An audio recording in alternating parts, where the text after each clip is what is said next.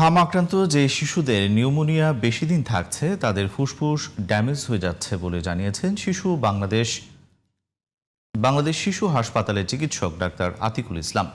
দুপুরে সাংবাদিকদের তিনি জানান, সাধারণ নিউমোনিয়া কয়েকদিনে ভালো হলেও হাম আক্রান্ত শিশুদের নিউমোনিয়া থাকছে দীর্ঘদিন।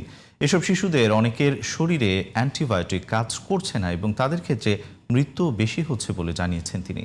রফিক মাহমুদের রিপোর্ট। আক্রান্ত শিশুদের আহাজারিতে এখনও ভারী রাজধানীর হাম ডেডিকেটেড হাসপাতালগুলোর পরিবেশ। দেশের বিভিন্ন প্রান্ত থেকে আসা আক্রান্ত শিশুদের ভর্তি করাচ্ছেন অভিভাবকরা। অপেক্ষা কখন মিলবে হাসপাতালে বদ্ধ জীবনের মুক্তি।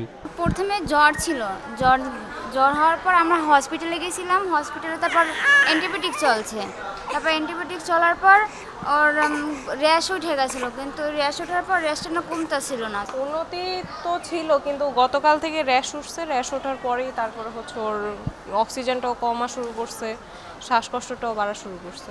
শুরুর দিকে অনেক খারাপ অবস্থা ছিল, ওই এত জ্বর ছিল সারা দিন 102-এর নিচে জ্বর নামেই নেই। প্রচন্ড যে র্যাশ দিয়ে লাল লাল র্যাশ দিয়ে পুরো শরীর ভরে গেছিল। এরই মধ্যে হাম উপসর্গে সারা দেশে মৃত্যুর সংখ্যা ছাড়িয়েছে 600। আক্রান্ত হওয়ার পর হাসপাতালে আসতে যে শিশুদের দেরি হচ্ছে তাদের ক্ষেত্রে জটিলতা বেশি হচ্ছে বলে জানিয়েছেন চিকিৎসক। টনসিলাইটিস, কান পাকা, ওটাইটিস মিডিয়া বা ওই সোর থ্রট, গলায় ব্যথা, কিছু মুখে ঘা, এগুলো সমস্যা বড় হচ্ছে না, কিন্তু বড় সমস্যা হলো নিউমোনিয়া। নিউমোনিয়া এত বেশি খারাপ হয়ে যাচ্ছে যে দীর্ঘদিন থাকতেছে এবং পরে গিয়েও খারাপ হচ্ছে এবং দুই দিকের লাং টিস্যুগুলো সিভিয়ারলি ড্যামেজ হচ্ছে। এই জন্য স্যাচুরেশন মেনটেন করা আমাদের জন্য টাফ হয়ে যাচ্ছে। হাই ফ্লো অক্সিজেন দিয়েও তার পার্শিয়াল প্রেশার অফ অক্সিজেন আমরা 80-90-এর উপরে উঠাইতেই পারতেছি না।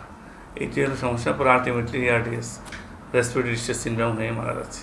হাম পরবর্তী জটিলতা এড়াতে শিশু এবং মায়ের পুষ্টি নিশ্চিতের পরামর্শ বিশেষজ্ঞদের। Rafiq Mahmud, GTV news, Dhaka.